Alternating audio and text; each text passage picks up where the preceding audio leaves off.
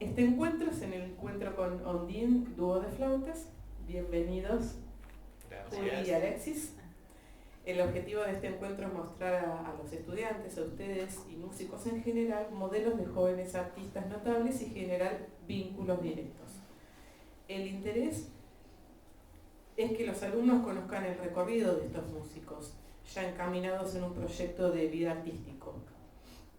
Esta es la cuarta experiencia en la actividad dentro del proyecto Viaje a Venus y luego nos gustaría seguir invitándolos a conocer a otros artistas. Avisitos para la comunidad. Primero vamos a hacer la entrevista y luego van a tener un momento para hacerles consultas o preguntas que yo no haya incluido en esta entrevista. La profesora Paula Yamburo va a pasar la alcancía de la cooperadora para quienes quieran colaborar con la cooperadora, que siempre está equipándonos para que todo esto pueda hacerse posible. Y también les quería comentar que esta es la primera actividad de una serie de actividades que organizamos con la profesora Paula Yamburo para esta visita del dúo Ondine a Bahía Blanca. A la tarde vamos a tener taller y masterclass, en el cual ya hay varios inscritos, pero el que se quedó afuera puede sumarse. Y el día domingo vamos a hacer un concierto en donde no los puedo invitar porque ya las entradas están agotadas desde la semana anterior. Quienes no se han anotado haciendo una reserva pueden quedarse en una lista de espera, pero mucha gente quiere escucharlos. El costo del taller y la masterclass, por ahí. Entrada libre y gratuita a ambas actividades. Todo lo que organizamos con el dúo Ondine es totalmente gratuito para todos ustedes y toda la información la tienen en la página web de la tarjetita que les dejé en las sillas. La información sobre este encuentro, la información sobre el taller masterclass y la información del concierto. Bueno, ahora sí vamos a empezar con la entrevista propiamente dicha. Okay. Primero una pregunta muy sencilla. Quiero saber dónde nacieron, de dónde vienen ustedes, cada uno de ustedes, si vienen de una familia de músicos, si vienen de una familia de otro palo, lo que quieran contarnos de su niñez. Ya me conocen. Bueno, sí, ¿no? Hola. Buenas. Buen día. Estoy medio dormido, perdón, llegamos hoy a las 6 de la mañana, estoy todavía como aterrizando. Mi niñez, ¿de dónde vengo? Es una pregunta muy existencial, es como muy profunda. Yo nací en Temperley, que es una localidad de zona sur del conurbano bonaerense, del partido de Lomas de Zamora. Ahí hice toda mi carrera en un conservatorio provincial Julián Aguirre. No vengo de familia de músicos, en absoluto. Padre, madre, clase media, trabajadora, nada que ver con la música. En mi familia sucedía algo interesante. Yo soy el menor de 3 hijos. Y sucedía que todos mis 2 hermanos y mis primos, todos pasaban en algún momento por la profesora de música del barrio. A la vuelta de casa teníamos una profesora de piano, de esas típicas de barrio. Y entonces en mi imaginario yo entendía que como que todo niño en algún momento tenía que pasar por la profesora de piano. Era como una cosa que los niños debían hacer. El tema es que no tengo muy en claro en qué momento o por qué decidí pedir ir al conservatorio. Simplemente recuerdo un día levantarme y decirle a mi mamá, quiero empezar el conservatorio. Así, supongo que había entendido que me había llegado la hora de pasar por esa etapa. Y en realidad yo quería estudiar violín. Y mi madre, por primera y única vez en la vida, me dijo que no a algo. Teníamos un vecino que estudiaba violín hacía muchos años y mi mamá pasaba siempre por la casa y escuchaba que a lo largo de los años y años el vecino no se le quejar. Entonces me dijo, mirá, fíjate, me parece que el violín es un instrumento muy difícil, ¿por qué no elegís otro? Y yo en el momento conocía solamente violín, piano y guitarra, era todo lo que conocía. Teníamos una guitarra en casa, empecé con la guitarra, estudié un par de años, hasta que conocí la flauta, que fue amor a primera escucha. Bueno, también a veces me extiendo mucho, es una historia media. Tenía mi prima que vivía en la casa de adelante, que empezó en simultáneo a estudiar conmigo, ella había elegido flauta. Y obviamente, como la mayoría que empieza, no tenía flauta, hasta que un día, varios meses después de empezar, se la compró. Y yo me acuerdo el día que estaba llegando de la calle y escuché un sonido. Que era ella que se había comprado la flauta. Yo nunca había, o por lo menos conscientemente no sabía cómo sonaba una flauta, ni cómo era una flauta. Y estaba entrando con mi mamá justamente y me acuerdo que le dije, Jessica se compró la flauta. Y ahí al toque fui corriendo, ella estaba ahí en el patio tocando, le pedí que me enseñara, la hice sonar. Es más, le enseñé, ella no se acordaba, claro, recién empezaba en las primeras clases, no se acordaba cómo se hacía el do grave. Y yo dije, a ver, pum, hice eso, lo grave. Así que, y nada, bueno, durante unos meses estuvimos haciendo ahí como un trueque. Ella me dejaba tocar su flauta a cambio de que yo se la limpiara. No le gustaba limpiar la flauta a ella, y entonces decía yo, bueno, déjame tocar que yo la limpio. Y bueno, finalmente me cambié. En el conservatorio me pasé a flauta y lo demás es historia. Ese es un poco mis comienzos. Muy bien. Bueno, yo soy de Córdoba, nací en Córdoba capital, y allí empecé también los estudios musicales en la profesora de piano del barrio, donde iban todos mis amiguitos del barrio con los que había hecho yo el jardín maternal y demás, y nos habíamos criado desde chicos. Entonces era una cuestión grupal también, ¿no? En mi familia no hay músicos, unos primos lejanos también, pero mi papá era muy melómano y él había intentado, tengo un tío de mi papá tocaba la trompeta y él había intentado de joven trompeta, pero no le convencía las clases, siempre me contaba sí, y dice que no, 2 clases y dejó la trompeta. Igualmente, bueno, siempre también docentes universitarios, investigadores, otra rama que yo crecí viviendo entre laboratorios de ratoncitos, de criaderos y demás, pero siempre la música estuvo muy presente en mi casa, si bien nadie tocaba y fue algo muy fomentado.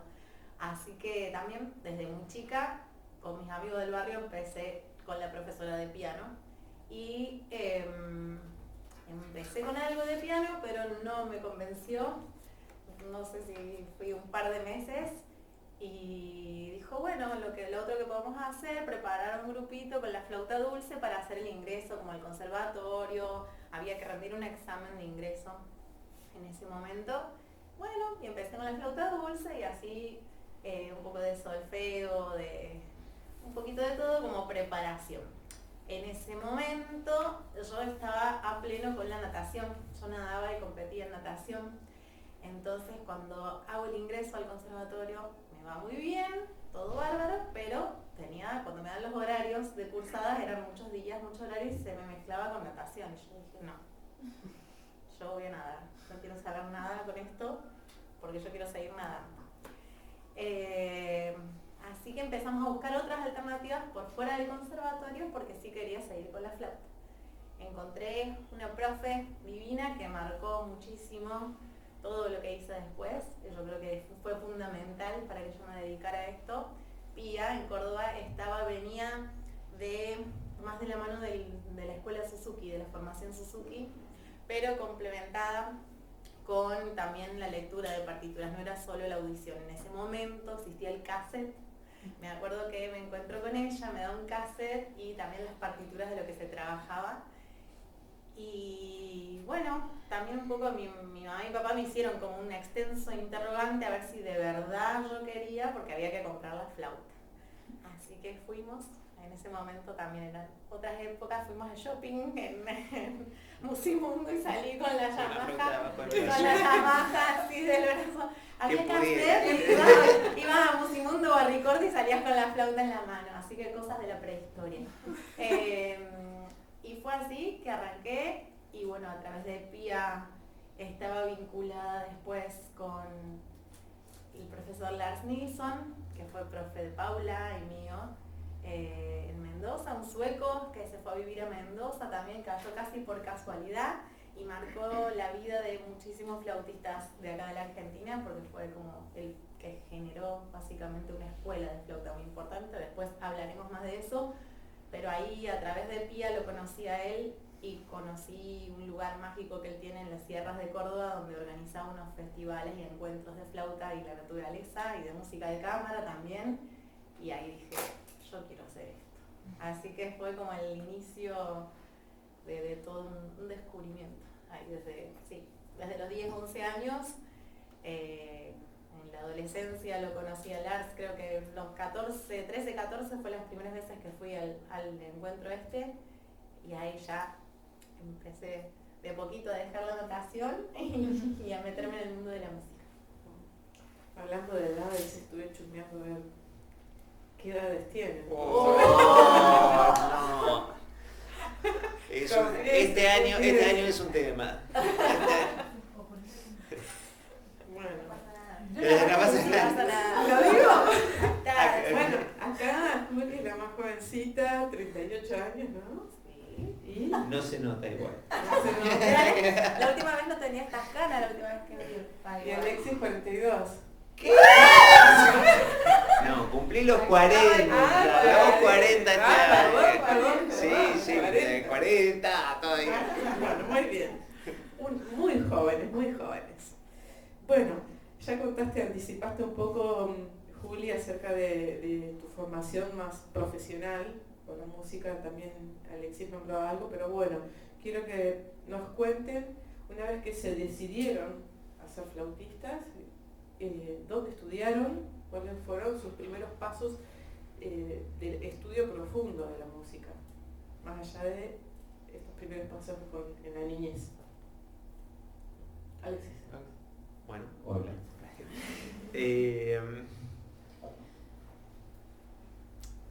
A ver, yo desde que comencé siempre tuve muy en claro que quería ser flautista y que quería ser músico de orquesta.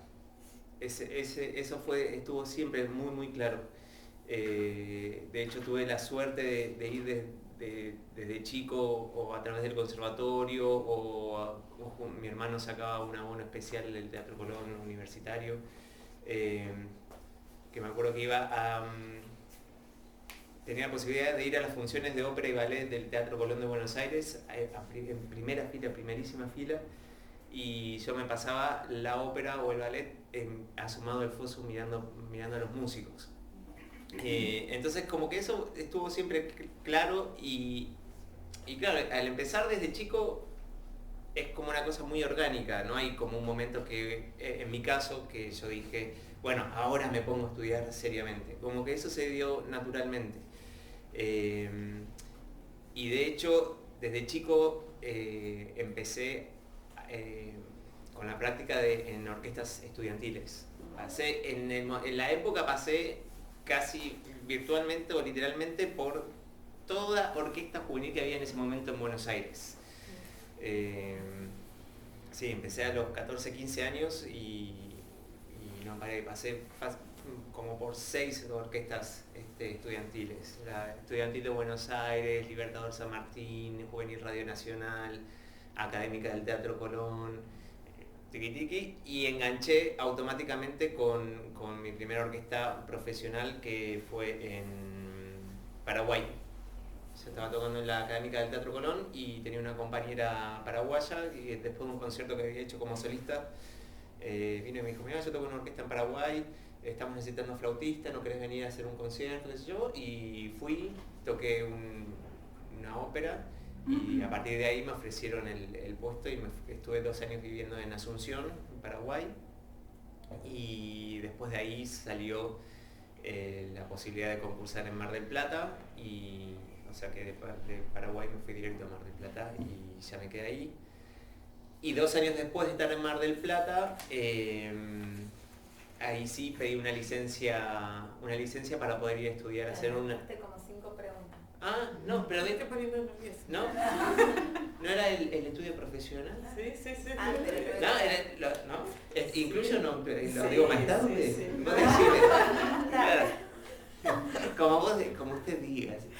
No, está bien, pero... Muy rápido. A ver, los primeros, Acá. el paso intermedio primero. Paso intermedio. Listo. Ya Conservatorio. nos contaste que estudiaste en el Claro. conservatorio. Ok. Claro. Bien, sí. Bien. Sí, y eso fue como todo un gran camino dentro del conservatorio. Entonces. Igualmente está buenísimo esto que decís de tu paso por distintas orquestas, porque lo había leído en tu currículum, ¿no? Vos lo pones como una formación muy importante. Sí, totalmente. Todo este paso por orquestas juveniles y vinculadas a universidades, instituciones, es algo que se da en Buenos Aires. Sí. En una ciudad como Bahía Blanca no tenemos el acceso a esa formación. Exacto, sí. ¿no? Tenemos el mismo problema en Mar del Plata. Sí. Exactamente, es Sí, muy sí, sí, interesante eso, dentro de tu formación, más allá del conservatorio, cómo te nutrís con todas las instituciones, ¿no? Sí, totalmente. Bueno, Yo eso iba a comentar en relación a lo que Alexis estaba diciendo, que también en Córdoba existe y existía en mi época la orquesta infantil y juvenil académica del Teatro Libertador San Martín, que sería un equivalente al Teatro Colón en Buenos Aires. Y para mí también fue fundamental el paso por ambas orquestas. Estaba en ese momento Carlos Giraudo, un gran director, falleció hace ya varios años, pero él estaba en ese momento como director titular de la Orquesta Sinfónica de Córdoba y a su vez tenía a su cargo la formación de la infantil y la orquesta juvenil. Y la labor que él hizo, y bueno, ahora se siguió haciendo con distintos directores, en este momento está Vilar Sousa y hay, por ejemplo, tanto solistas como integrantes de la orquesta y de la banda sinfónica de Córdoba son como profesores de secciones de estas orquestas académicas. Y en complemento, o sea, eso es lo que hace a uno que desde muy chico ya ingreses en la formación orquestal, es eso de direccionar lo que decía Alexis. Yo también cuando me fui a Mendoza a estudiar la carrera, tenía bien claro y ya tenía todo un bagaje previo de formación orquestal y de conjunto. Y te direcciona automáticamente como la focalización de la carrera basada en querer ingresar a una orquesta. Si bien la carrera tiene muchas ramas después y uno puede ir para distintos ámbitos, el docente, instrumentista, me encanta a mí la música de cámara, pero bueno, en el contexto en el que estamos es muy difícil dedicarse exclusivamente a la música de cámara. Acá entonces, bueno, la función eso de ver en una orquesta, en una banda, como, no sé, actividad independiente, hay muchísimas ramas que uno puede estar, pero toda esta formación, comparto exactamente con Alexis, que esta formación orquestal previa desde tan chicos, ya uno lo sitúa en un lugar de pensarse dentro de una orquesta también profesional en el futuro. Entonces mi intención al ir a Mendoza, yo me fui a la Universidad Nacional de Cuyo, en Mendoza, que ahí la conocí a Paula, cuando yo ingresé ya estaba en el primer año, creo, ya estaba primero, segundo, yo entraba primero, ya estaba en segundo. Así que nada, hay un grupo hermoso de gente, de compañeros docentes, Lars Nilsson y Betty Plana, que los dos me marcaron profundamente. También gente súper generosa, docentes en la misma línea de Pía, que fue mi primera profe en Córdoba, súper generoso y que siempre traían profesores de otros lados. Todo esto, estos encuentros, conocer, estas charlas, escuchar, distintas sonoridades, escuchar profesores que venían de distintos lugares con distintas propuestas, también ver cómo esas propuestas tal vez ir encontrando esos puntos en común, como lo que podemos traer nosotros, el bagaje que cada uno de nosotros trae de distintos lados, distinta formación, ver que en muchos lugares se unen y encontramos esos puntos en común. Bueno, todo eso fue súper importante, pero también considero que es fundamental tener en la formación, no solo del instrumento, sino también tener estas prácticas grupales y de orquesta, de banda. Sé que acá tienen una banda juvenil, bueno, es súper importante fomentar y seguir eso. Estuve trabajando después, una vez que terminé la universidad, dentro del programa en encuentros de orquestas, cuando se generó el programa de Nación de Orquestas Infantos Juveniles. Bueno, Alvin acá está en una de las orquestas. Es un trabajo hermoso y también ver cómo desde chicos los niños pueden ir aprendiendo y creciendo en el instrumento al mismo tiempo que compartiendo y aprendiendo un montón de otras cosas que hacen al hacer música en conjunto, el seguir a alguien, el escuchar. Bueno, son muchísimas cosas que van formándote, digamos, y ampliando el panorama de lo que es solo el estudio del instrumento. Bueno, acá hablaron de una formación académica en la institución, potenciada con todo el hacer cultural de la ciudad, cada uno en su lugar. Juli nombró a sus maestros en Mendoza, Lars Nilsson y Betty Plana. ¿Nos querés nombrar a algún maestro que a usted haya acompañado en esta formación? Básicamente tuve una única profesora a lo largo de toda la carrera en el conservatorio, que es Adriana Rodríguez. Fue gran formadora de muchos flautistas que están ocupando puestos bastante importantes en Argentina y a nivel internacional. Y si bien Lars no fue directamente maestro mío, pero de hecho nosotros nos conocimos con Julieta en uno de esos encuentros que él hacía en la Sierra Cordobesa, y para mí fue una gran inspiración. Yo creo que fui a 2 encuentros, 3.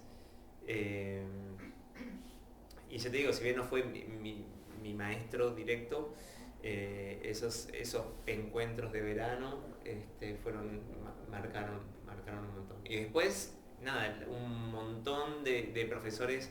También estamos hablando de otras épocas que teníamos la suerte de que venían muchos flautistas internacionales invitados a diferentes cursos y festivales que se hacían muchísimos festivales y cursos. Entonces uno tenía la posibilidad de estar en contacto con muchas personalidades diferentes, y de cada uno uno podía ir agarrando cosas. Por eso hoy lamentablemente tanto no sucede, no hay tanto acceso a eso, pero sí es importante empujar a los alumnos, a alentarlos a que vayan a cualquier cosa que se organice, porque de cualquier persona vas a poder sacar algo que te va a nutrir. Sí, yo lo creo también. Bueno, ¿qué los motivó a seguir estudiando fuera de la Argentina? ¿No? Tenemos a Juli, que se fue a Estados Unidos, a Alexis, que estuvo en Suiza, que eligieron destinos muy distintos, ¿no? Y me imagino que las formaciones instrumentales, las propuestas para formarse son muy distintas. Primero, ¿qué los motivó a buscar en otros países, a seguir investigando acerca de la flora laúrica traversa en otros países? ¿Y por qué cada uno eligió ese destino? Imagino que la flauta traversa es muy diferente irse a Estados Unidos o irse a Suiza. Sí y no. Sí, no, depende. Ahí nosotros en cierta forma tuvimos la suerte de ya poder elegir dónde estudiar una vez que estábamos bastante formados, que ya tanto estéticamente como ya teníamos nuestro trabajo en Mar del Plata, nosotros ya nos conocíamos y hacía unos 3 años que ya estábamos tocando juntos en Mar del Plata, teniendo un trabajo. Entonces tuvimos la suerte de tener la posibilidad de pedir licencias sin goce de sueldo para ir a estudiar afuera y conservar, lo cual no es menor, no es algo menor, y conservar nuestro trabajo. Tampoco es algo menor que los dos nos formamos en instituciones públicas, ¿sí? Y estuvimos al nivel de conseguir becas en el exterior, o sea, no solo hacer el ingreso como cualquier otro estudiante de cualquier parte del mundo, sino conseguir becas también y ganar becas para poder estudiar en esas instituciones. En Europa hay instituciones públicas que sí son más accesibles, hay un sistema de conservatorios que es un poco más accesible, pero en Estados Unidos las que son llamadas públicas son bastante costosas y a un nivel de un máster, por ejemplo, en una universidad como donde yo estuve, es imposible de pagar, digamos, y se paga. Y eso, cuando uno está afuera, es algo que quiero mencionar porque es súper importante el tener conciencia de la importancia de lo que tenemos acá y la defensa y el sostén y el que día a día cada uno colabore con hacer lo mejor para potenciar y para mejorar. Hay falencias, hay cosas que mejorar, hay cosas que mejorar, pero la formación de excelencia que podemos tener acá, gratuita, pública, abierta para todos, es impresionante y lo tenemos que defender a toda costa. Así que eso es algo que siempre me gusta recalcar, porque cuando uno se va afuera y ve otras realidades y que no es accesible para todo el mundo, y que los dos, habiendo o no formado acá en instituciones públicas, pudimos acceder a esos lugares de nivel internacional, realmente es muy valioso. Así que, bueno, esa búsqueda, ya volviendo a donde había arrancado, para mí es muy importante eso, que ya habíamos pasado por varias instancias previas en nuestra formación. Entonces, al elegir a dónde ir, lo hicimos con mucha conciencia de una búsqueda de un profesor particular, o sea, algo que nos gustaba, que nos interesaba. Ya habíamos conocido a los profesores que cada uno tuvimos en masterclass, los habíamos escuchado tocar y dar clases, y había cosas de cómo explicaban y cómo tocaban que nos interesaron particularmente y nos hicieron, veíamos que nos hacían crecer y mejorar. Entonces, en mi caso, yo me fui a Estados Unidos no tanto por decir quiero ir a vivir a tal lugar, sino persiguiendo un perfil de docente y de músico puntual, de flautista puntual. Yo estudié con Alberto Almarza y Gino Baxtreser en Carnegie Mellon en Pittsburgh. Y yo antes lo había conocido a Alberto Almarza en Mendoza, fue varias veces a Mendoza a dar el masterclass, y también estuvimos con Paula en Chile, en Frutillar. Él es chileno y daba unos festivales de flauta en Chile. También estuvo en Santa Catarina en Brasil, en un festival de verano en Brasil. Entonces él tenía mucho contacto con Argentina, Chile, Brasil, y había venido. Entonces es importante para mí ese acceso a distintos profesores, que si bien en este último tiempo se han suspendido muchos festivales, tenemos el acceso ahora a través de internet de muchos festivales, talleres, encuentros, clases virtuales, competencias internacionales de instrumentos, de flauta, hay muchas que se pueden ver online. Entonces, primero me parece muy importante informarse, escuchar, ver qué hay, cuáles son los profesores que están en el área. No sé si acá, no creo que todos sean flautistas, si hay de otros instrumentos y demás. Empezar a interiorizarse con la posibilidad que hoy tenemos de la globalización y todo el abanico que tenemos a un clic en la computadora. Hacer una búsqueda primero, antes de elegir a dónde irnos, porque yo creo que eso fue fundamental, al menos en mi caso, ser consciente de qué estaba buscando a la hora de irme a perfeccionar a otro lado. Sí, bueno, hablaste bastante en plural, básicamente lo mismo que dijo ella. Sobre todo revalorizar, destacar, coincidir con la importancia de la educación que tenemos en Argentina. que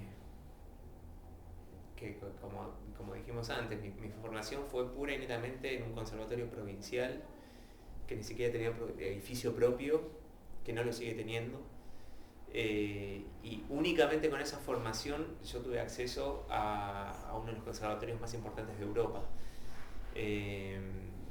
Eso me parece muy importante destacarlo y valorizarlo. En el caso mío yo estudié con Michel Bellamans, es un canadiense, suizo-canadiense, y también lo que decía Julieta, la decisión tuvo que ver con la elección de un maestro en particular. Yo lo conocí en un curso en Costa Rica, que estábamos con Paula también. Ya venía escuchando CDs de él, me gustaba mucho lo que sonaba, y bueno, pegamos muy buena onda, me gustó mucho él dando clases como maestro, y un poco a partir de ahí surgió la elección de ir a estudiar a Suiza. ¿Sabes que Michelle la primera vez que vino a Argentina vino a Bahía Blanca? A Bahía Blanca, sí.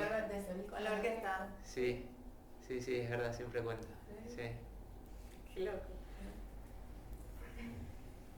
Bueno, trabajan juntos en el Conservatorio Provincial de Música de Río de Janeiro, ¿no? Trabajan juntos como integrantes de la Orquesta Sinfónica Municipal de Mar del Plata. Basta. ¿A dónde voy con esto?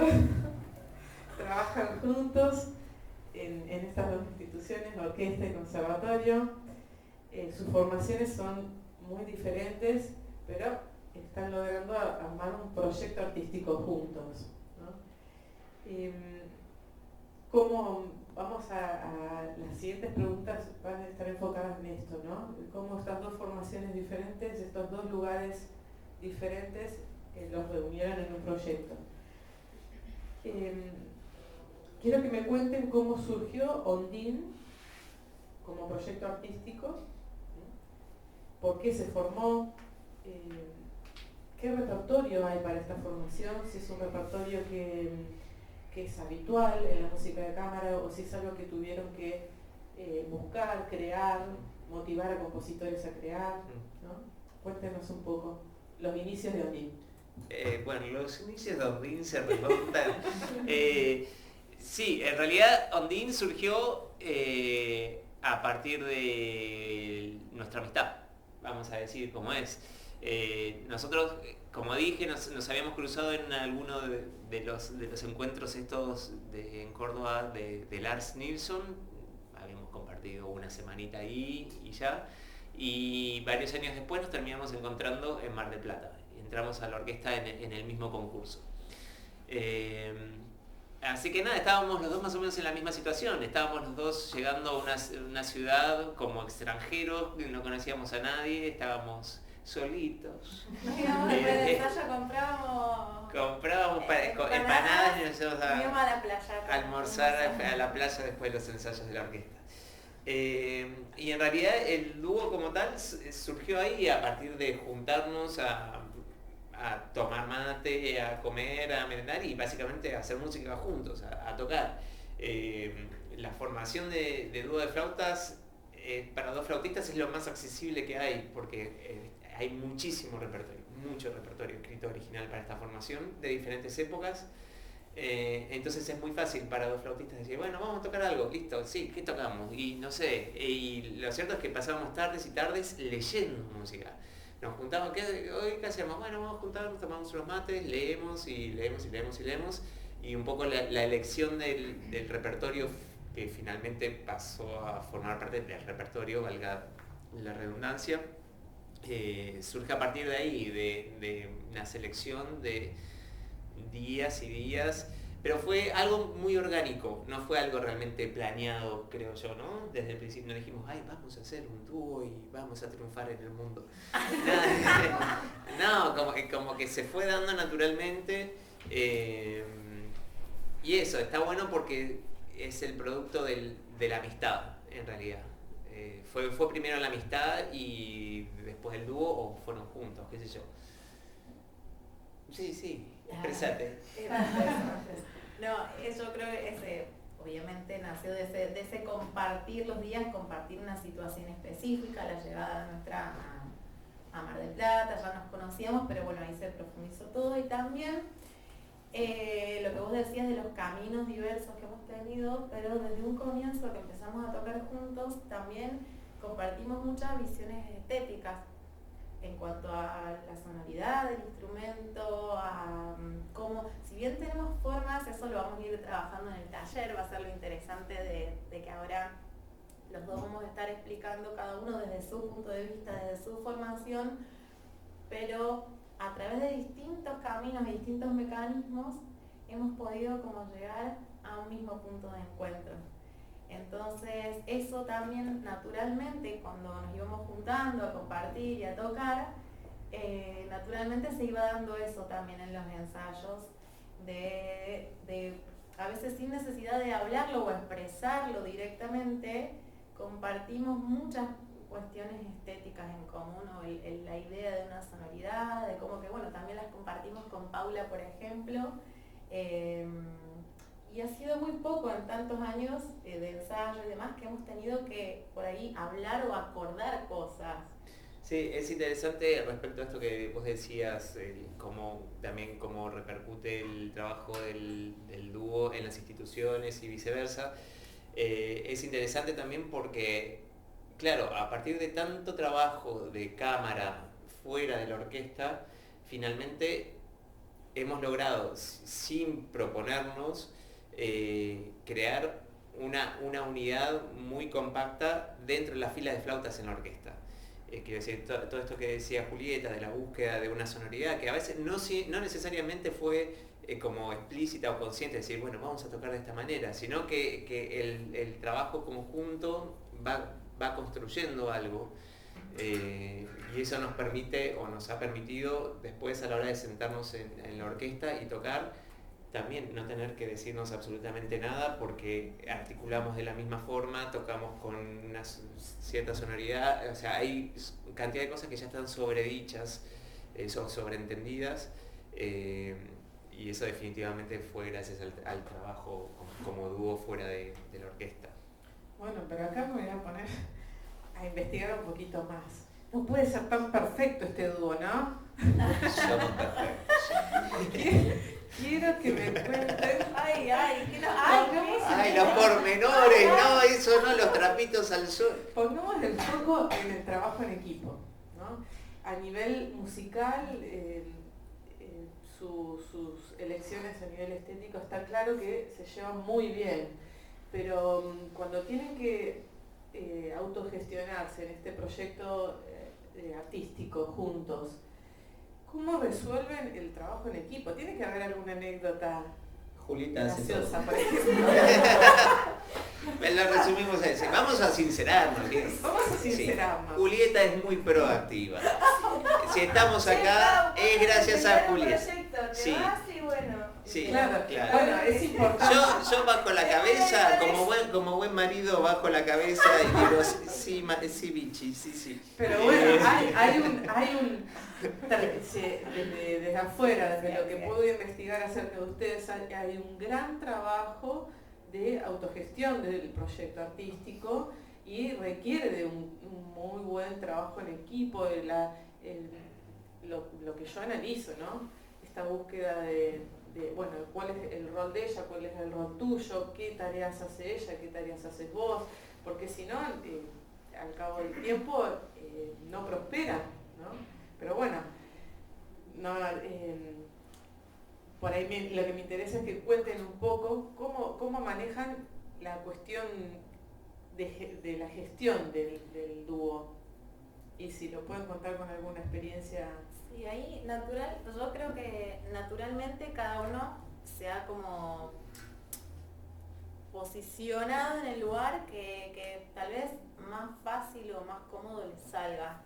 Y justo en eso nos complementamos bastante, porque yo estaría más en la parte de gestión, en lo formal, en buscar las becas, subsidios y demás, presentaciones a distintos lugares o gestionar el lugar. Y él se está fijando siempre como en los detalles artísticos, desde todo lo que va depende el video de los vestuarios, la cuestión, todo es como ideado y pensado ahí, y allí yo, cuando él plantea, no sé, el overol blanco, cuando me dijo Ese esto, fue un tema yo difícil. hasta acá llegué, hasta el overol, me quedaba, fuimos a probarnos overoles. Es así, claro.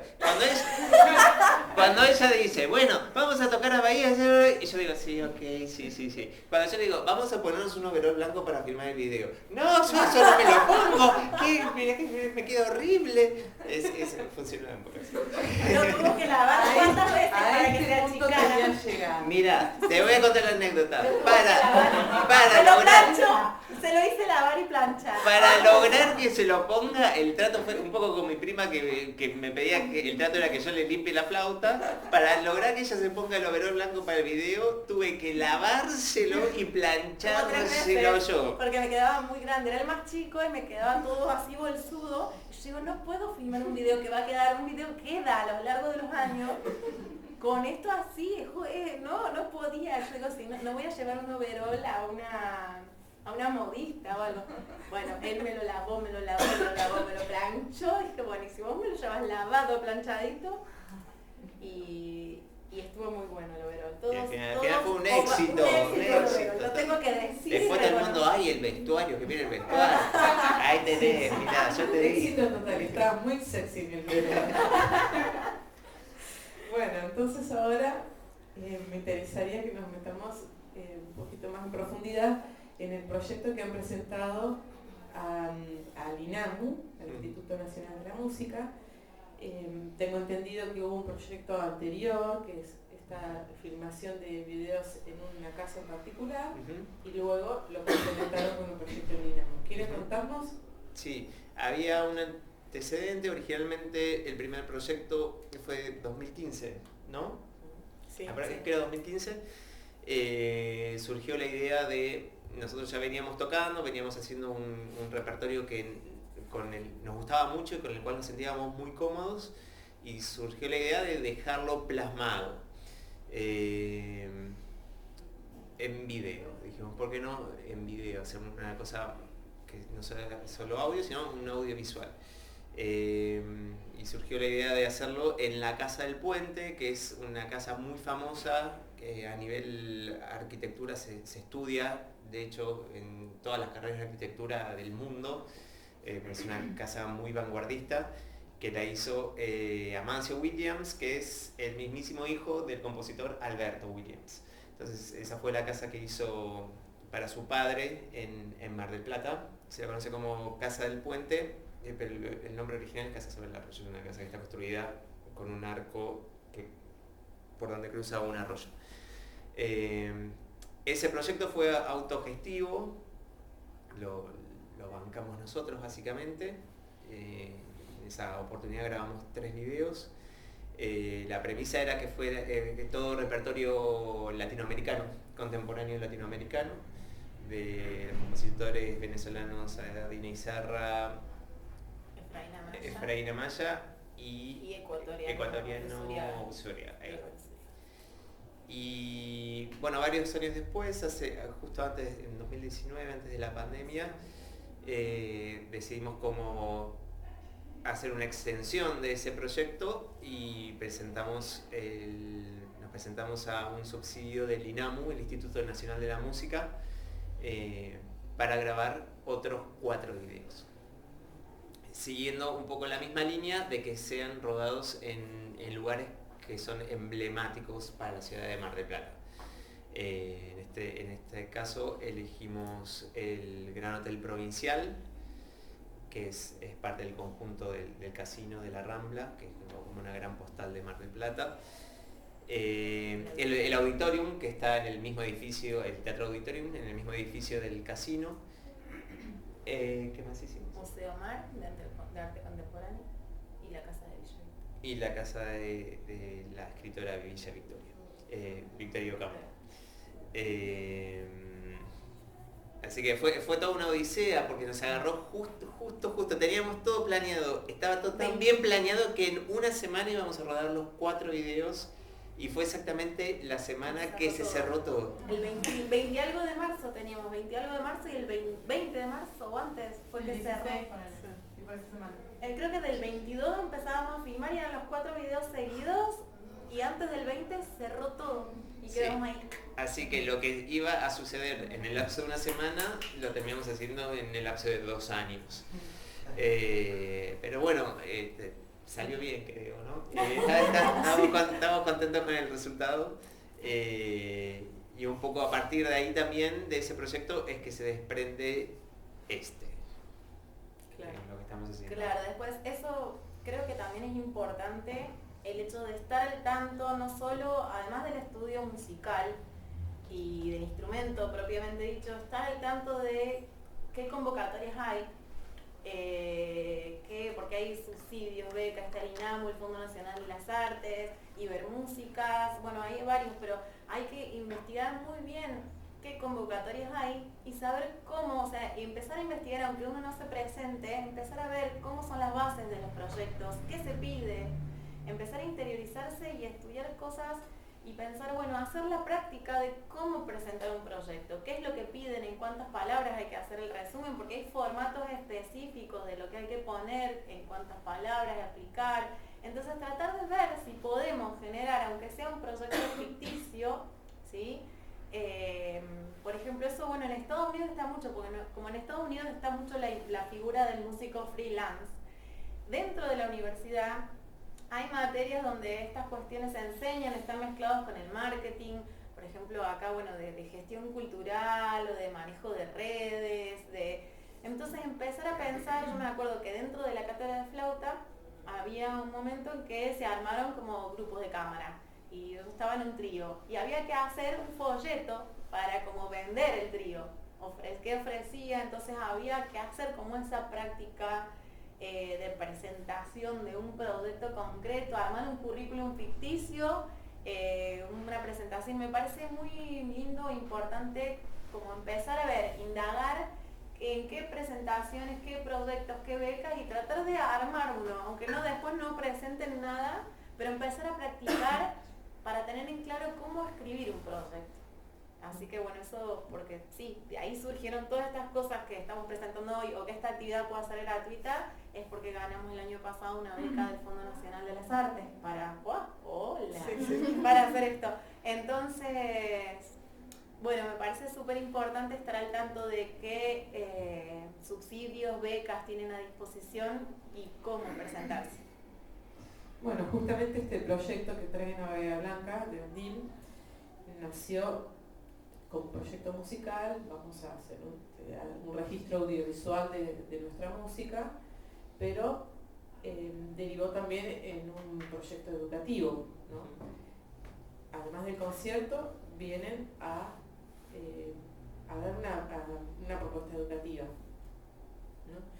Me interesa que hablen un poco acerca de este taller masterclass que proponen, vinculando a la música barroca, a la música contemporánea, la música antigua, la música contemporánea.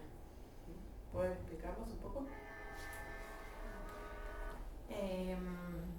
Bueno, un poco es eso, y esa visión también, o sea, el hecho de presentarnos a estos proyectos para que estas actividades sean libres, gratuitas, de acceso al que quiera venir, es también un poco este planteo de posicionamiento de esta defensa y de la educación pública, hacerlo en estos lugares. O sea, eso también es algo pensado que no queremos ir. O sea, nos gusta hacerlo a través de estos subsidios, estas becas y de esta manera para presentarnos en instituciones públicas y poder complementar esa buena formación que ya tienen, como enriquecerla con nuestras visiones que podemos traer de distintos lados. En el taller el planteo va a estar dado por estos focos en los que cada uno se especializó. Alexis en su posgrado se especializó, también tuvo su formación con flauta barroca, que es como otro mundo, otro instrumento diferente. Ya, bueno, lo va a ir mostrando en el taller, y cómo aplicar distintas cosas que él fue estudiando con la flauta barroca, cómo se pueden ir aplicando a la formación de la flauta moderna que tocamos. Y yo me centré más mi especialización fue más en música contemporánea, en distintas técnicas extendidas, y cómo eso también, el planteo de cómo todo ese estudio y ese bagaje mejora a la formación y el estudio de la flauta. Entonces, a través de 2 puntos diferentes, vamos a ir viendo distintas técnicas o distintas cosas puntuales de cada música que en realidad nos aportan y nos hacen crecer para abordar cualquier tipo de repertorio. No sé si vos querés. Ok, pero hay algo en el que me gustaría consultar porque por ahí es algo que me imaginé yo leyendo el proyecto, ¿no? Tanto en la masterclass como en el concierto convergen la música barroca y la música contemporánea. Y no es algo que yo observe solo en el dúo de ustedes. Muchas propuestas musicales actuales hacen que estas 2 músicas se unan en una propuesta artística. Sí. ¿Qué punto de conexión hay entre estas 2 músicas? ¿Por qué no eligen clasicismo, música contemporánea, romanticismo, música contemporánea? Hay una elección de 2 extremos, ¿no? Música barroca, música contemporánea, que conviven bien en un proyecto artístico, tanto educativo como proyecto musical, la presentación pública. Sí, hay una cuestión estética, de búsqueda estética, de buscar este contraste, que en lo personal a mí me gusta mucho. Me gustan los contrastes en general, y los extremos. Entonces tiene que ver con una búsqueda estética,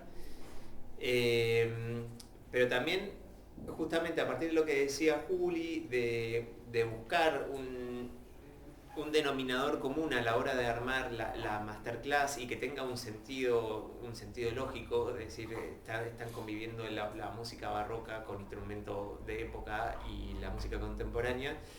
Encontramos que hay muchos puntos en común desde lo técnico. Hay todos procesos técnicos especiales para poder hacer esa música. Que salen de lo común.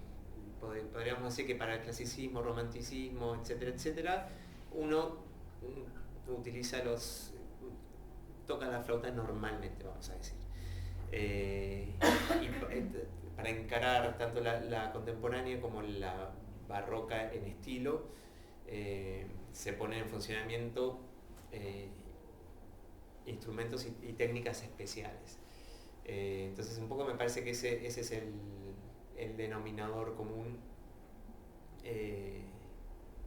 Sí, y que en definitiva para él lo que en él generó la música barroca fue lo mismo que en mí generó la música contemporánea, de un canal de expresión, de un canal de libertad como intérpretes. O sea, nos habilitó en definitiva a cada uno músicas distintas porque nos llegaron de maneras diferentes, porque tuvimos, no sé, la vivencia de conocer o de ver en determinado momento a ciertos flautistas, docentes o compositores que nos marcaron. El año que yo llegué a Mendoza fue Robert Dick a dar una clase que es como el padre que organizó didácticamente, digamos, las técnicas extendidas, que es flautista, compositor, bueno, es súper integral. Y la libertad que para mí significó el conocimiento y el estudio de todo eso y el disfrute, él lo vivenció, creo, a través de la flauta barroca, el descubrimiento de la flauta barroca y el estudio profundo de ese tipo de música. Entonces ahí es como que yo creo eso, que encontramos canales de disfrute, de libertad, de sentirnos como muy protagonistas como intérpretes, cada uno con esa música. Volviendo a esto de la convivencia de estilos tan extremos en un concierto, creo que también lo que hace que funcione bien, que ese repertorio en apariencia tan contrastante, finalmente ensamble, tiene que ver con el factor novedad. Porque de alguna forma, si bien cuando nos referimos a música barroca estamos hablando de música que tiene 400 años de antigüedad, pero quizás no es tan habitual, por lo menos en nuestros auditorios, escuchar música barroca tocada con instrumentos de época. Entonces, tanto esa situación como la situación de escuchar música completamente nueva, cuando nos referimos a música contemporánea, termina siendo siempre una cosa novedosa. Bueno, justamente esto tiene que ver con una pregunta que tenía acá en mi listita de la que estuvimos hablando con la profe, Paula Yamburo, esto de el repertorio seleccionado, la música barroca y la música contemporánea. ¿Cómo observan ustedes que es la recepción de esa música en los distintos lugares en donde han estado mostrando la propuesta artística, ¿no? ¿Hay público para esta música? ¿Este público va creciendo? ¿Este público qué características tiene? Sí, hay público para todo. A mí personalmente lo que más me gusta de nuestros conciertos es lo que te acabo de decir, el factor novedad, que la gente viene y no se va sorprendida porque escuchó algo que no esperaba escuchar.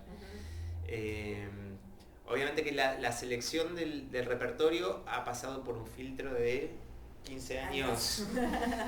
Finalmente lo que estamos tocando ahora es repertorio con el que nosotros nos sentimos cómodos. Obviamente que dentro de la música contemporánea hay una paleta gigante, lo mismo dentro de la música barroca. Hablar de periodos es como una generalidad muy grande. Dentro de eso hay muchos estilos diferentes y por suerte, volviendo a algo que habíamos dicho antes, nosotros coincidimos bastante en la cuestión estética.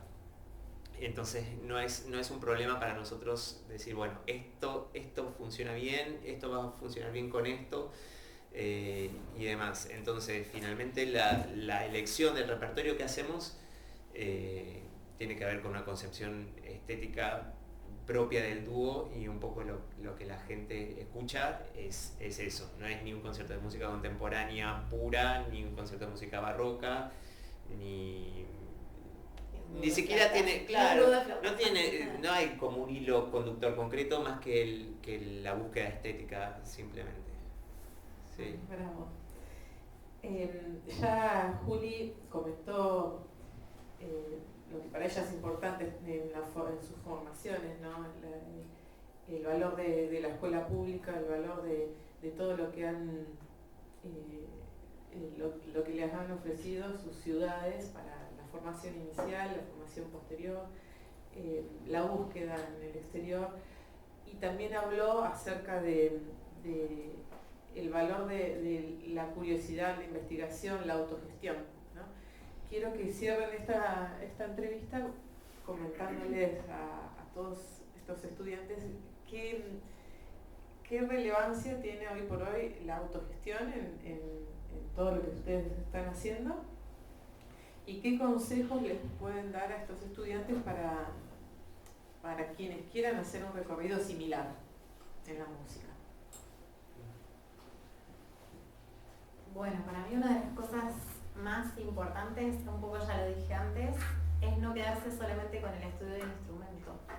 Tocando, o sea, la idea para mí es bastante obsoleta del músico instrumentista que está encerrado todo el día en una habitación estudiando y pasando solo los pasajes y el repertorio que tiene que hacer. Yo diría que hay que leer mucho de diversas cosas. Si les gusta la literatura, si les gusta la historia, si les gusta la filosofía, mientras más lean mejor. Nutrirse de otras áreas, por eso áreas nuevas como ahora el manejo de la informática, de las redes, de carreras de gestión, de marketing, es algo que nosotros en nuestra época de formación no estaba tanto como ahora. Ahora hay muchísimas cuestiones de este tipo, entonces yo creo, sobre todo porque también cada vez en nuestra época también, que había muchos más concursos de orquesta, como nosotros nos pensábamos en nuestra formación muy dirigidos al músico de orquesta, y estábamos muy con eso dentro de la cabeza, y eso ya cambió también un poco. No son tantos los organismos y no son tantos los concursos. De hecho, en la orquesta nuestra y en varias del país se está en un momento de crisis muy, muy grande. falta de concursos, de años que se jubila gente o se van de la orquesta y no se renuevan. En la Orquesta de Mar del Plata estamos desde marzo que volvimos de las vacaciones sin tocar un concierto, en la asamblea permanente, y yo creo que todo el trabajo que venimos haciendo, el hecho de este otro bagaje, de no solo ser un músico de orquesta que se sienta y toca la parte que le ponen adelante y resuelve bien su parte, sino tener otras aspiraciones, otra lectura, otro bagaje cultural, político, histórico, llámenlo como quieran, filosófico, es súper importante para estos momentos en donde yo creo que a uno se le abre el panorama completamente y todas esas posibilidades se amplían. Entonces yo diría de vincularse por ahí con otros artistas también, artistas plásticos, teatro, cine, toda la creación que hay en torno a eso. Está habiendo muchos ciclos, por ejemplo, de cine blanco y negro con música en vivo, obras de teatro con música en vivo. Entonces no quedarse solo en el ámbito del estudio personal o el ámbito solamente del conservatorio. Para mí vincularse con otras artes y con otras disciplinas para mí sería como el consejo fundamental. Coincido. Sí, no voy a agregar mucho más. Claro.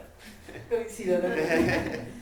Bueno, pueden conocer el dúo Ondine en YouTube, Facebook, Instagram, y ahora que terminó la entrevista propiamente dicha, me gustaría saber si alguno de ustedes quiere hacer una pregunta para complementar todo lo que ya han escuchado. Cualquier cosa. Cualquier pregunta. Tiempo de ensayo en conjunto. En una época depende. Claro, depende de la ahora, época, depende del concierto, depende. Flexible. Es flexible, muy flexible, claro. hoy en día. Claro, es súper flexible eso. Sí, es difícil poner así una cantidad. Sí, más. Hay épocas de más intensidad y épocas de... Claro, depende si uno está preparando un repertorio nuevo también. Ahora, sinceramente, para lo que estamos haciendo ahora, es un repertorio que tenemos recontra tocado, entonces es más que ensayar, es como, bueno, darle una lavadita de cara, una refrescadita y vamos. Entonces es una pasada general del concierto y ya. Cuando estamos hablando de preparar un repertorio nuevo, sí, claro, ya hay toda una programación, una dedicación de tiempo más importante. Ahí influye lo que él comentó antes de, por ejemplo, también el trabajo diario en la orquesta. Si bien muchas veces nosotros no estamos trabajando en dúo, cámara, estamos todos los días tocando uno al lado del otro en la orquesta. Entonces muchas veces seguimos vinculados y él va a respirar y ya está, yo ya sé cómo va a atacar la frase, cómo va a ser. Entonces hay veces que no es ensayo del repertorio propio del dúo, pero estamos todo el tiempo escuchándonos. Están conectados constantemente. Así es. Mm. ¡Ay, basta! Después de acá nos tomamos un descanso. Que hablaron mucho y Sí, es que hablamos un montón, hay que decirlo. Como que dijimos, pero no. Sí, dijiste todo. Bueno, muchísimas gracias a todos por estar acá. Gracias a ustedes dos.